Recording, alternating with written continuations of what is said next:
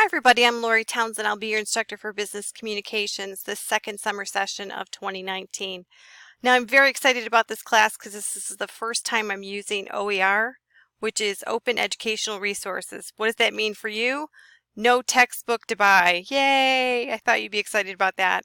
I'll probably be a little slow clicking through the orientation because this is my first time using this class and I made it up like a month ago, so I'm not real familiar with it, but we're going to learn through this together, and I think it's some really great resources. That's why I switched to it, so I hope that you like it as well. So the first, let's go back. I want to start on my home page, which is not coming up to be my home page. Okay, well, we'll start with this home page. Let's just try this real quick. There we go. That's what I'm looking for. Okay, first it shows you there's no announcements. There is an announcement. It's just older than a week old, so sometimes you have to click on the more announcements to read them. Most of these announcements will come directly to your email, but this one was made before the class students were loaded in, so that's not the case. So this just says Business 229 welcome. Please make sure you check into your T-Wolves account. In a summer class, you really should check it every day for any information in case there's a problem with an assignment you did, or I'm missing something, or I just have a question. You'll see there's information over here. There should be an orientation. Oh, the orientation link's not there because I'm recording the orientation right now, so that will be there. This is the left quick links menu. I refer to it from time to time. Anywhere you need to click, I try to give you a shortcut to that information. And there's your icebreaker discussion that you start with to learn a little bit about your classmates. And our class starts in 1 week. Today is July 1st. I'll see you July 8th. So that's our announcement. Course information.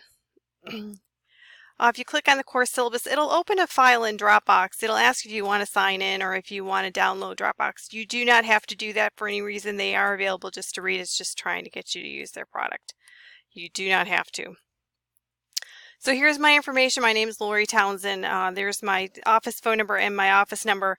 Now, in the summertime, I'm not in there in a lot, so it's really best to email me. Anytime, even regular semesters, it's best to email me. Okay, this is your textbook. It's a PDF file. I would not print it. First of all, I don't use all of the chapters in it. If you can use it online, that's best, because I had it printed at the college and I think it cost me like 20 bucks just to have it printed, and it's over an inch thick. So just be prepared for that. Okay, but you know, it's free, so cool.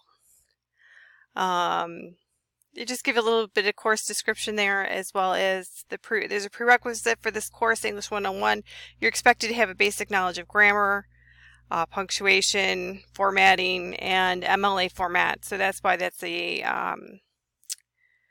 prerequisite, and keyboarding is recommended just because we type everything. So here's the objectives for the course, basically what you're going to learn.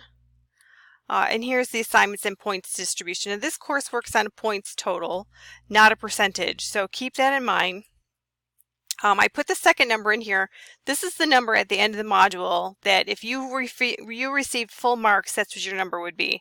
So you could kind of take it, okay, I've got 115 at the end of module 2. I should have 125. Oh, my grade is a what? Just so you have a running total.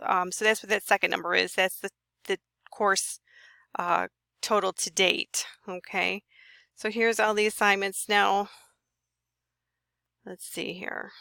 I'm looking for a module that I skipped. Oh, I put them in order. So I think there's 16 chapters in the book and I used 13 of them, so keep that in mind.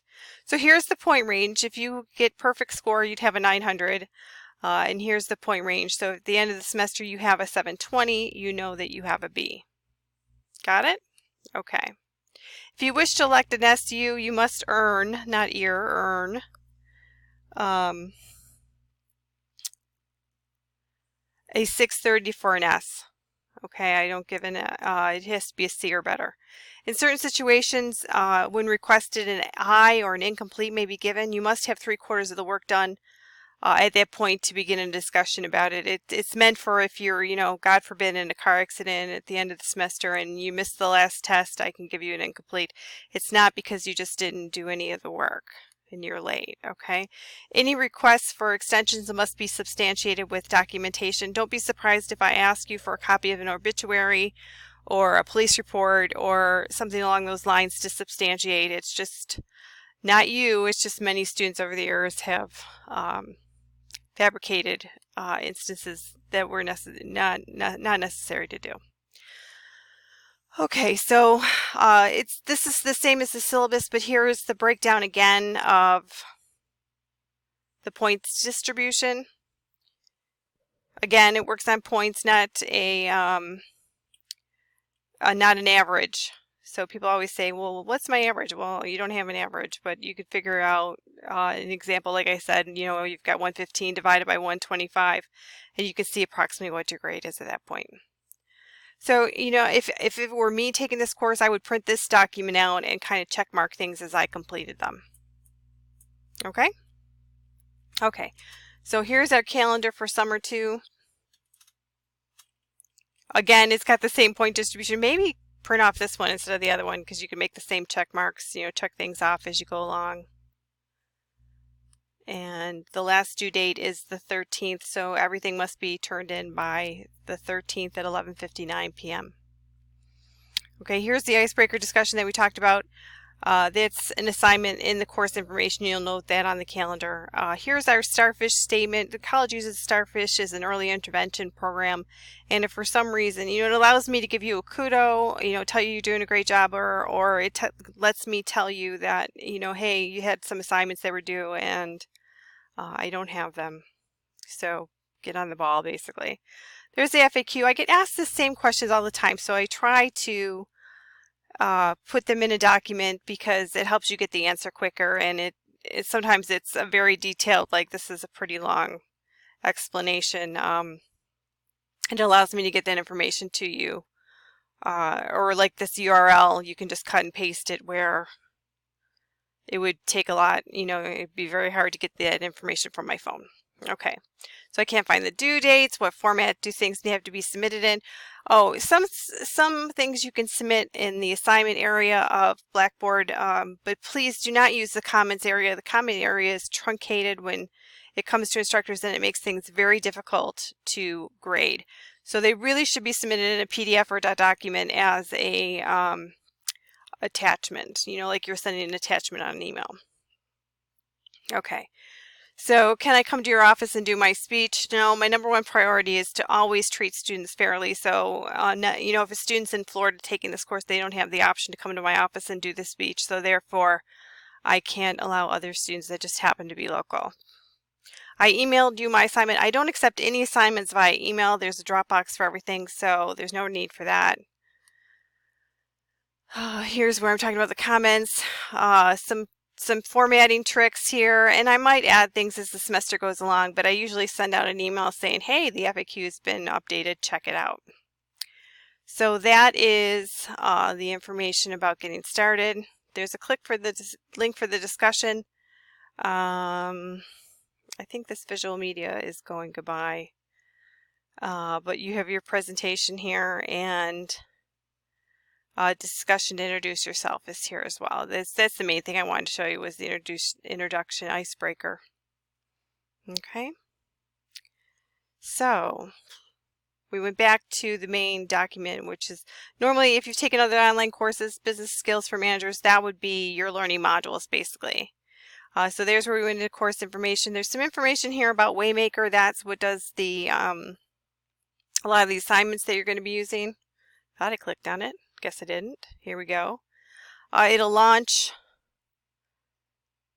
and it'll give you a little information about how the course is set up. So I suggest that you go through and read this information just so you're kind of familiar with what's going on. Okay.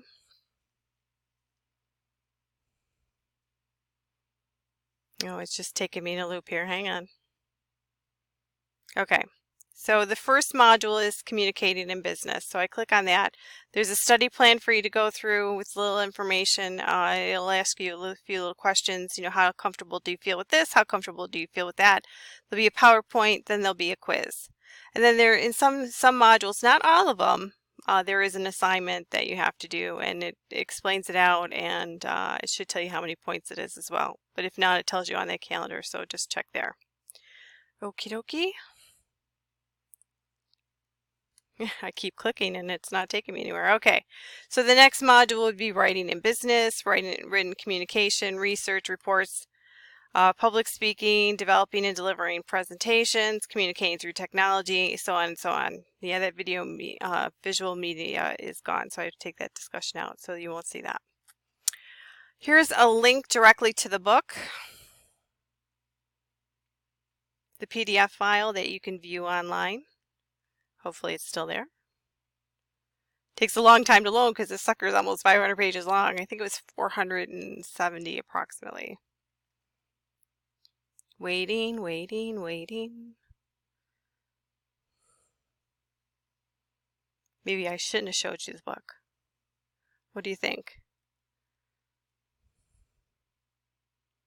Almost there. Should have timed it out. See how long it takes this.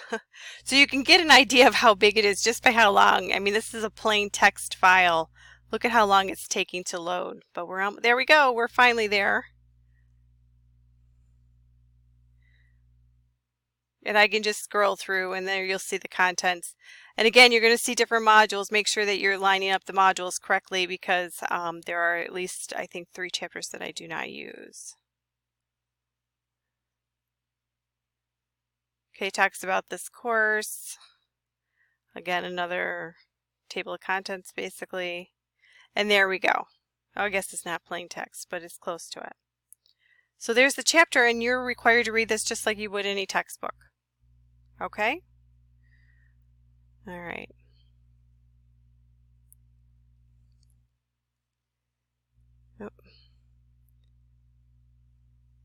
So there's all my modules that I have to do, the last module being finding a job. Okay, so here's the FAQ that I already showed you. If you want to look at your grades, click on grades. A lot of times students will message me and say, did you get my assignment? Well, if you go to grades and there's a grade there or a flag showing it's waiting to be graded, you'll know. If it's there for you, I've definitely got it. And here's a direct link to my email. So you have that as well. There's course resources, just some learning and study strategies that actually work. So, you know, if you're having trouble or you're struggling, that's a good place to start. Starfish I already talked about. There's Blackboard help, and you'll get the smart evals later. So I hope you're as excited as I am. Please be a little patient, because there may be some things that we have to check out and a little kinks along the way, but I don't anticipate any at this point. I'm hoping that we have a great summer session. So good luck to you, and congratulations on not having to buy a book. See you soon.